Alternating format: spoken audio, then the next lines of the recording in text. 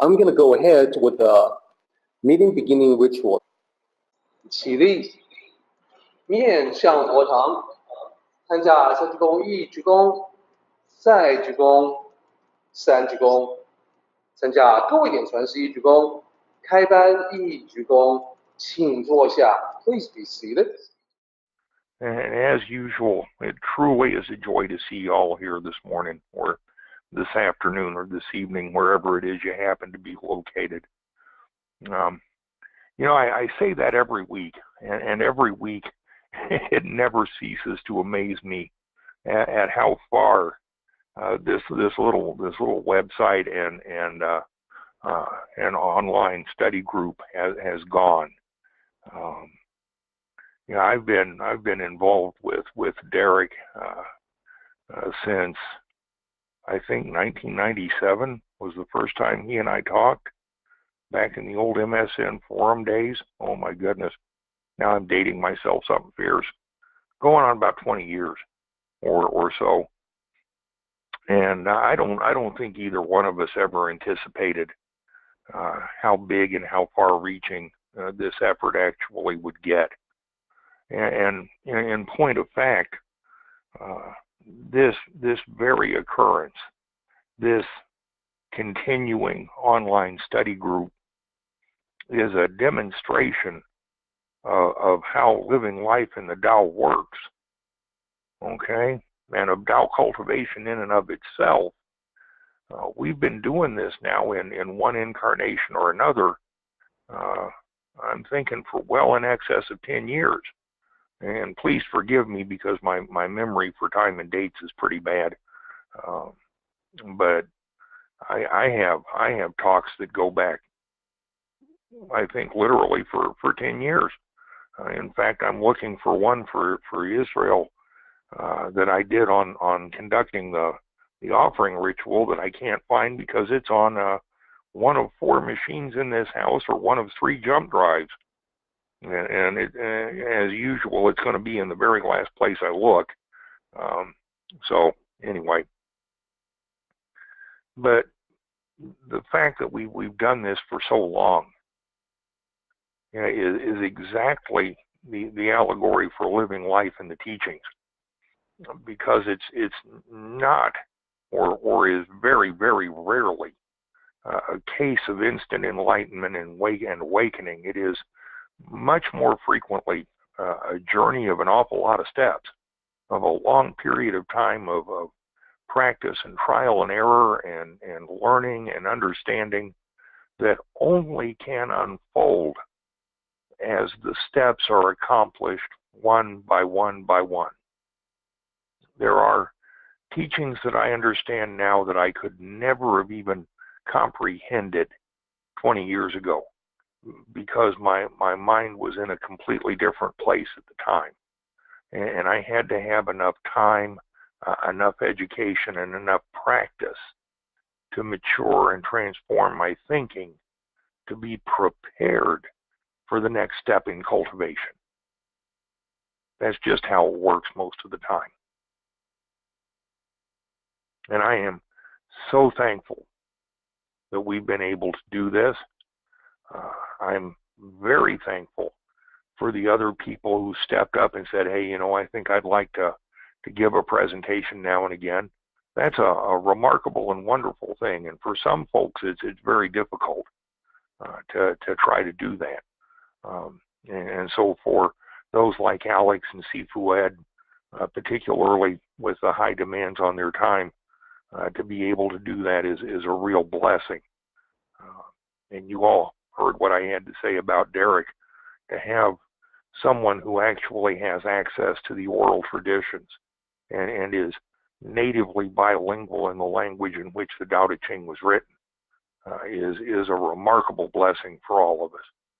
That's knowledge and wisdom that here in the West we do not have access to, period, with the exception of very few rare individuals.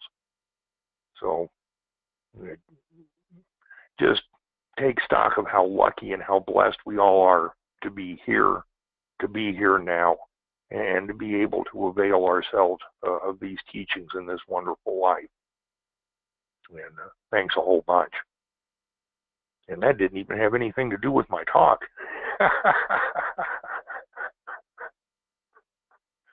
This morning I returned to one of my very favorite chapters of the Tao Te Ching, chapter 40. This chapter speaks to me at a level that very few others do. And as with many of them, although this one particularly so, every time I read it and spend some time contemplating it and mulling it over in my mind, it says something different. Always related, always the same, but always different. Once again, I think it may have something to do with that maturing point of view, perhaps. Although over most of my life, I flatly refused to grow up. Chapter 40 is very, very brief, very short, 4 little lines. It says, the returning is the movement of the Tao. The weak is the utilization of the Tao. The myriad things of the world are born of being. Being is born of non-being. On its face, this is remarkably simple. It really is. Just to read through the words, it doesn't sound overly profound or terribly complex or really spiritually deep. On the surface, anyway. But as we begin to contemplate what these 4 lines really mean, the implications are remarkable. Chapter 40 speaks about the cyclical nature of all things. It may not appear that way, but that absolutely is the truth.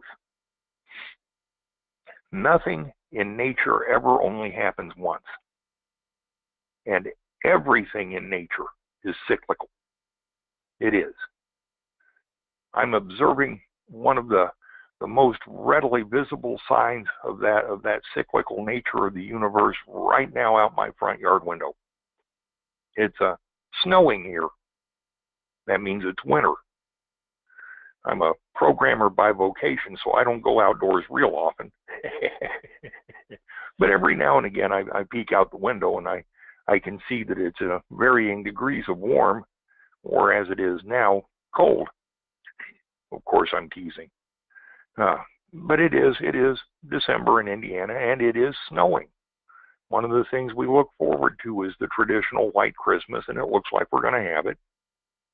And the changing of the seasons is one of the cycles that we can observe that says that the nature of all things is cyclical. It is. That's the truth. Everything that exists, everything that we can observe, touch, taste, smell, feel, all of that, everything that's tangible, everything that exists, at one time or another was no more than a thought, no more than a glimmer in the cosmic mind of the universe. At one time it was nothing but one of countless unlimited possibilities contained within Wuji, the void. And at some moment, it went from being a thought, a glimmer, an idea, to a creation of some description. It came into being. And because it came into being, at some point it will eventually disappear back into that same nothingness. And that process is as natural as breathing is for us. That is simply the way the universe works. The analogy that I use most frequently is the 50-year analogy, because thinking about a generational block of time usually is pretty simple for most people. It's pretty easy to get our heads around, pretty easy to grasp. Right now, I'm sitting in the family room of my home in Westfield, Indiana, and we have a nice house. But this time, 50 years from now, I absolutely guarantee you this house is going to be in significantly different shape than it's in right now. In 50 years' time, this house may not exist anymore, right?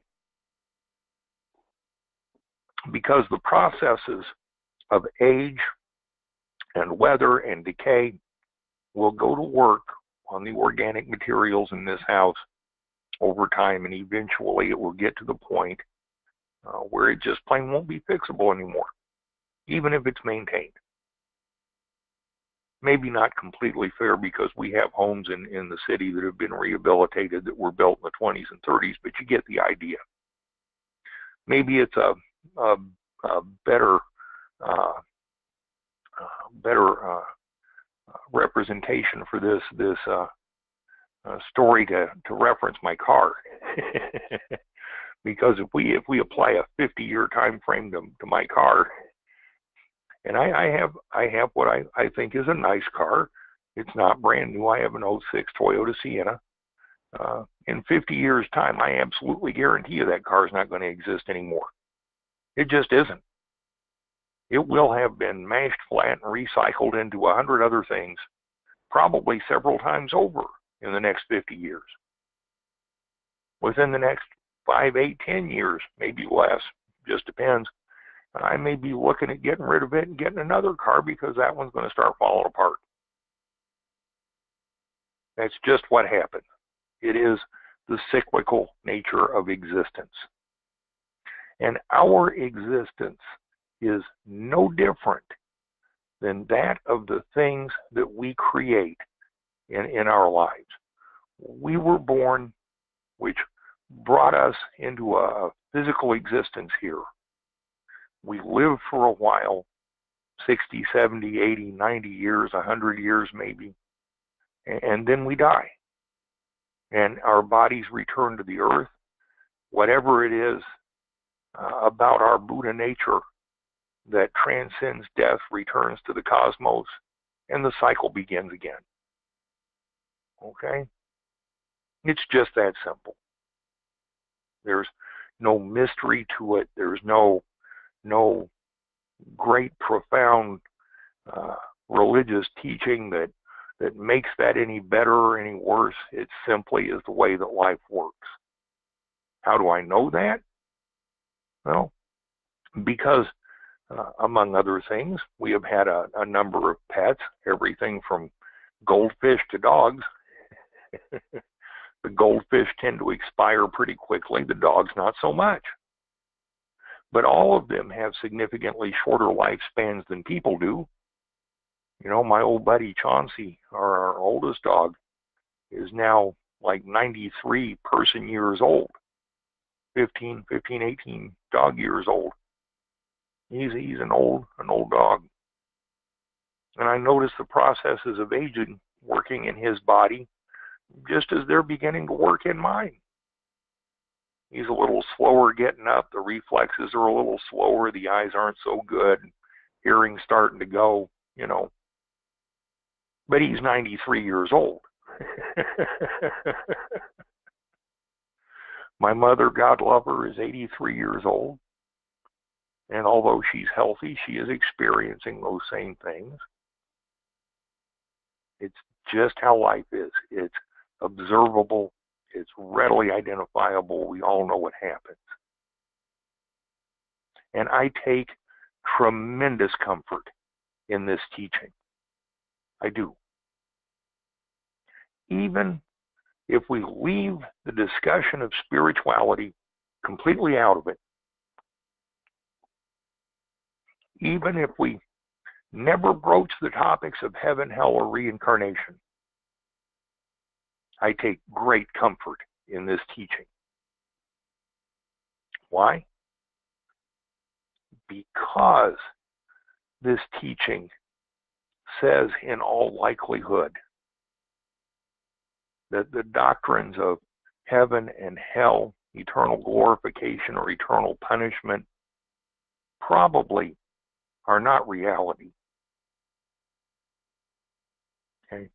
They're probably, almost without a doubt, is not a literal heaven or hell waiting on any of us.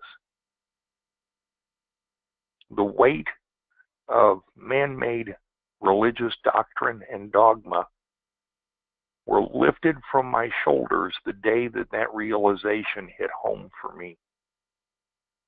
Because prior to finding the Yuan in my search for answers, I was on my way to the Southern Baptist Seminary to become a Southern Baptist minister. And that is no joke. The reason I did not become a Southern Baptist minister, very simply, is because I was never able to live up to the New Testament commandments that supposedly a baptized, born again, died in the blood of the Lamb, and resurrected to eternal life Christian was supposed to be able to do. At the ripe old age of 15, 16 years old, I couldn't do it. Couldn't do it. The New Testament says that even if a man looks at a woman with lust in his heart, he's committed adultery with her in his mind already. And to a certain degree, I understand why Jesus said that. But as a 16-year-old normal red-blooded American male, I'm here to tell you I was not able, in some cases, at that point in my life, was absolutely not able to look at some young ladies without an awful lot of desire in my heart. Obviously, I never acted on it. But I did eventually wind up married with children, and so the great design for reproduction and passing our genes into the next generation was at least partially successful in my case. But at the time, I saw that as some huge failing. And I didn't understand why I couldn't do it. Because I didn't understand what was completely natural, what was part of the existence of every higher order mammal on this planet. And please understand, I'm not embracing a philosophy of sexualizing young women or of any kind of aberrant behavior. I am simply acknowledging the facts of nature here, the laws of attraction, and the way that life works on this planet. I hopefully haven't offended anyone. If I have, I apologize. But what I've said to you is the truth.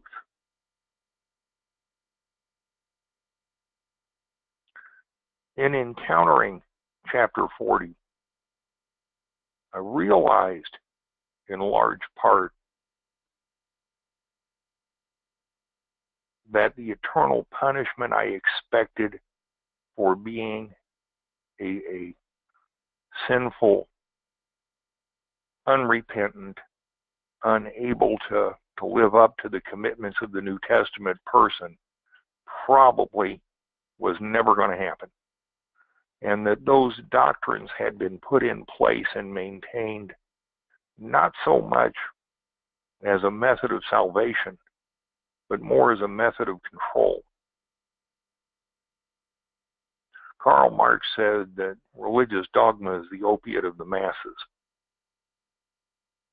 The ability to dodge personal accountability and responsibility for our actions while concurrently hoping for salvation by some divine source. I can see a certain amount of truth to that.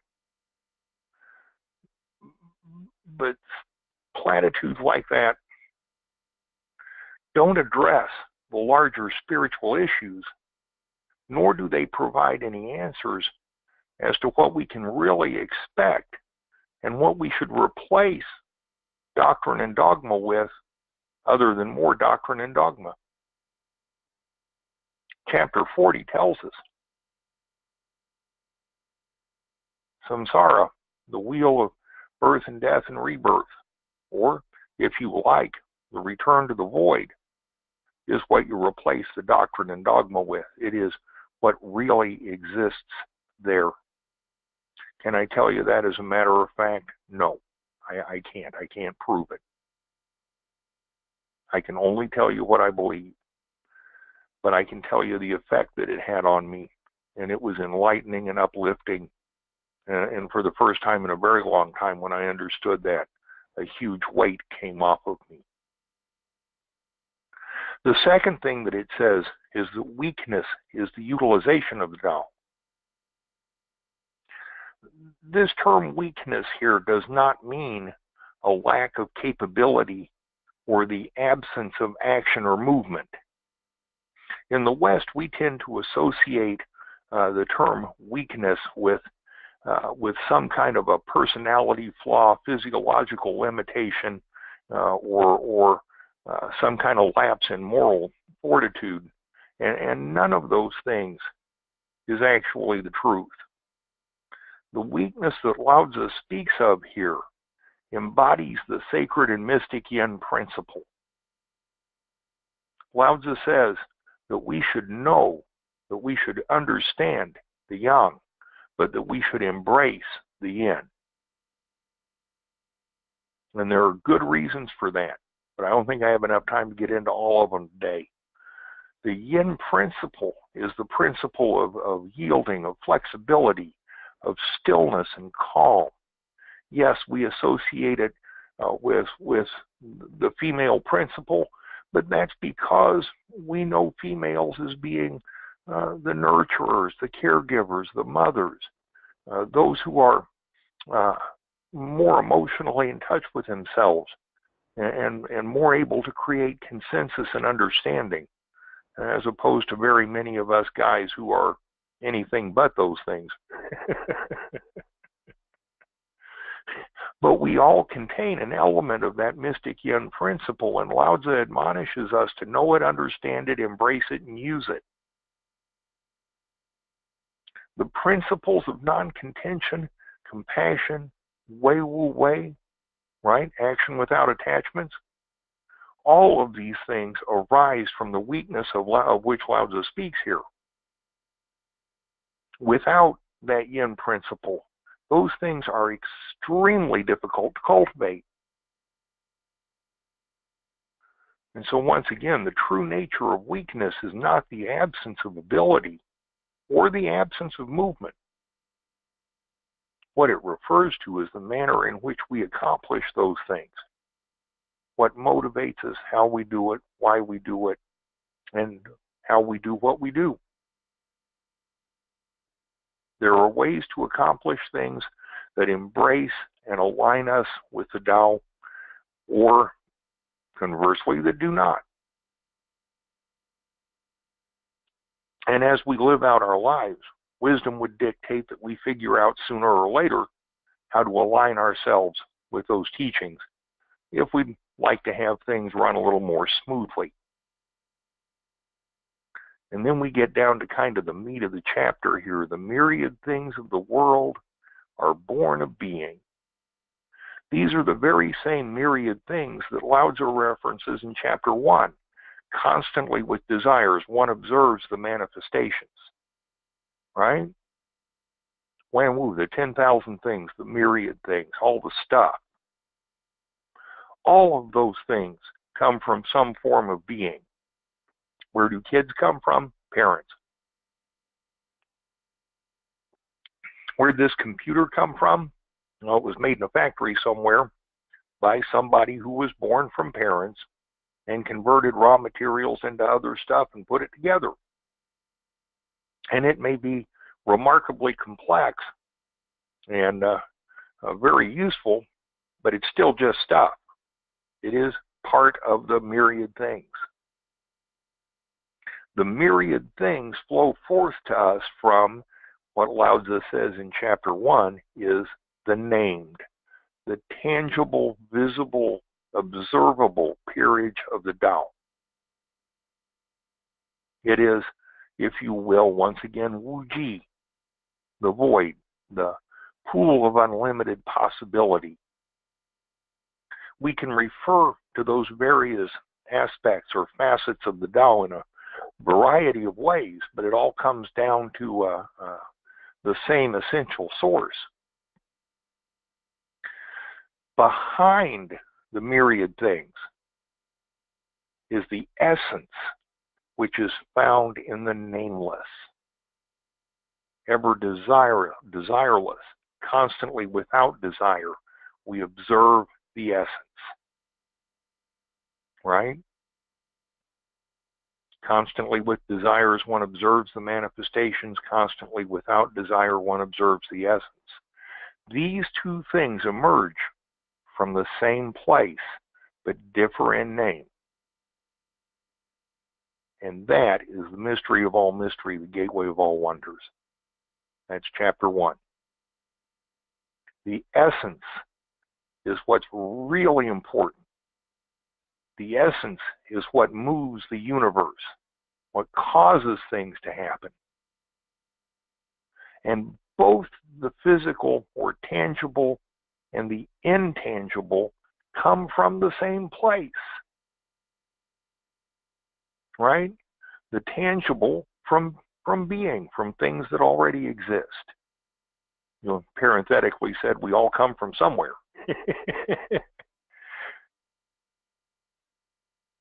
But being comes from non-being. Something came before. If you're into the study of the universe, at some point you get back to what astronomers and physicists call a singularity. The moment before the Big Bang. The moment before the cosmos was created. The moment before the observable universe came into being. The moment before. The moment before existence. Before time. The truth is, that was always there. And it will always be there. And the observable part of that, we name the Tao. We use that to refer to both aspects of the universe, the cosmos, whatever you want to call it, both the parts that we can see, touch, and observe, and the parts that we can't even get close to comprehending. And the name doesn't do it justice, but it does give us a point of reference. So like I said, there are aspects of the Tao that we can observe because we can see the action of those aspects. We don't see them, but we see what they do. Wu Ji, that label, the void, is one such aspect of the Tao. It is that moment before existence. It's the second before the thought congeals into creation. It is an unlimited potential. And yet within that void, there is nothing tangible. The aspect of non-being, through its action, through its movement, brings being into existence.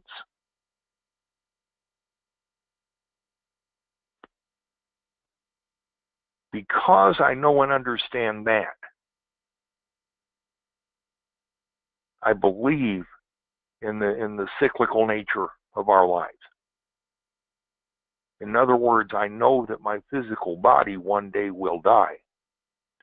But I believe with all of my heart that the part of me that transcends death, whatever it is we choose to call that, will one day be reborn in some way. Either here or somewhere else, who knows. But I will not simply be lost. Some folks find that possibility of absolute non-existence somewhat unsettling. And I kind of get that. You know, it draws that mental picture of waking up in a huge, absolutely black, dark hole with nothing else there. But in point of fact, non-existence means there's no waking up part. When you go, the lights go out and that's it. There's no wake up. And I think I prefer that brand of non-existence to anybody's version of an eternity in hell. And some interpretations of heaven. I absolutely cannot abide a thought about any brand of eternal punishment. I don't think that's scripturally supported, and that's a whole nother discussion. And I may be proven dead wrong when I die. Hope not, but it's a possibility. However, for me, I would prefer non-existence to hell. I think at a much deeper level that the cyclical nature of existence almost guarantees us that we're going to endure beyond any one given lifetime. I think even if all of the atoms of our bodies were scattered across the cosmos, the information that's still us would be preserved. In fact, that's something of a law of physics these days, called the conservation of information. And it makes sense to me. Once something informative has been brought into existence, like matter itself, how do you destroy it? It exists. The law of conservation of information says that the information must be preserved. Just like the energy that composes all of us. Energy must be conserved. There are some things you just can't destroy, at least not that we know of. Perhaps, maybe, and this has been really helpful for me, and I'm hoping it will be for you as well, that understanding the nature of the Tao in some way, might help us to navigate this life a little bit easier, a little more smoothly, and a little more joyously. And after all, isn't that kind of the reason that we pursue this stuff? If we're not getting through life with some peace and some joy and some success and some happiness, then maybe we need to be looking for a different set of answers, I was looking for a different set of answers when I found the Guandao, when I found Derek. And from the moment I found him, I knew that I'd come home. And I'm hoping for all of you that some of what we say resonates with you and helps you to find that place where you call home as well. Thank you so very much for letting me share with you, and I sure hope something I said was useful to you. Thank you. Thank you, Bill. A lot of food for thought in what you said.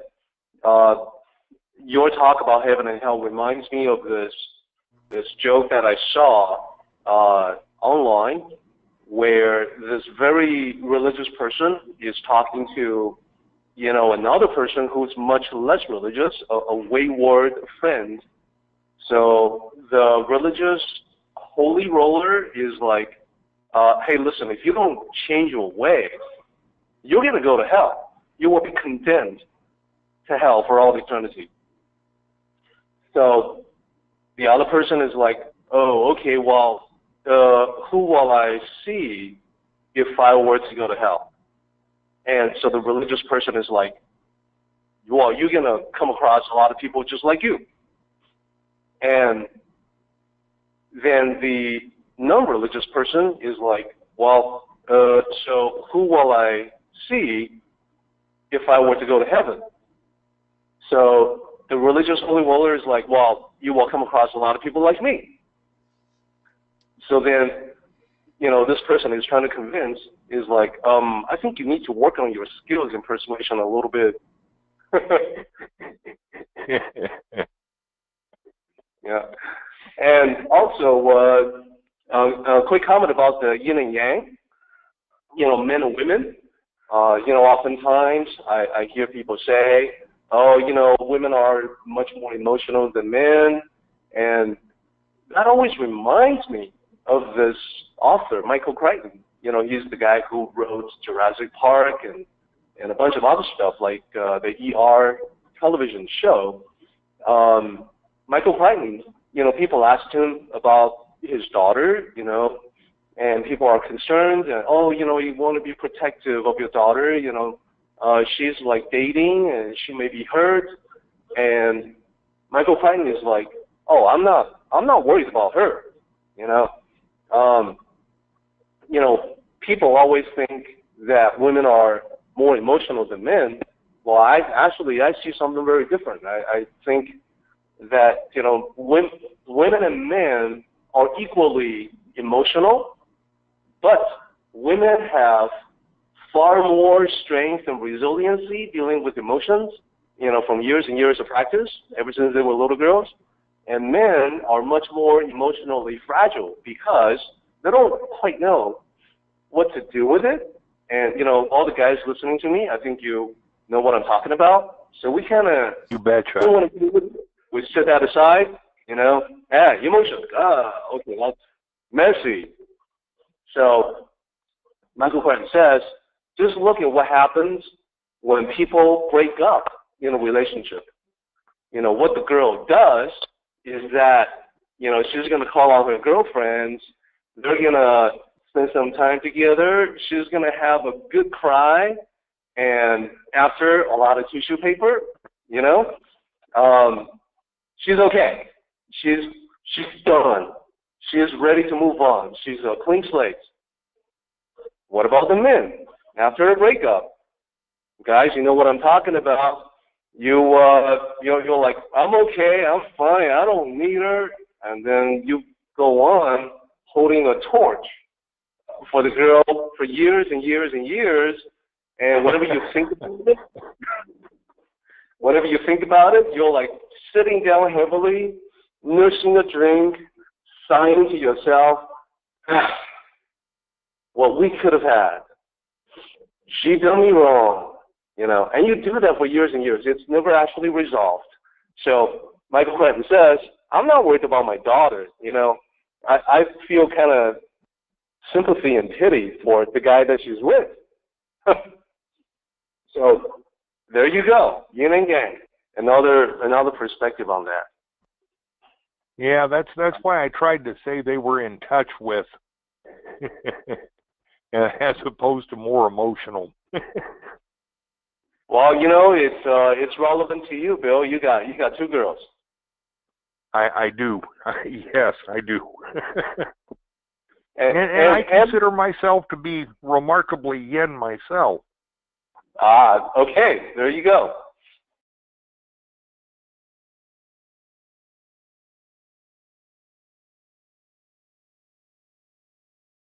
Let's go ahead and do the meeting ending ritual, everybody. 起立，面向佛堂，持架深鞠躬，一鞠躬，再鞠躬，三鞠躬，持架各位顶传十一鞠躬，斜班一鞠躬。Well done, everybody. Thank you so much.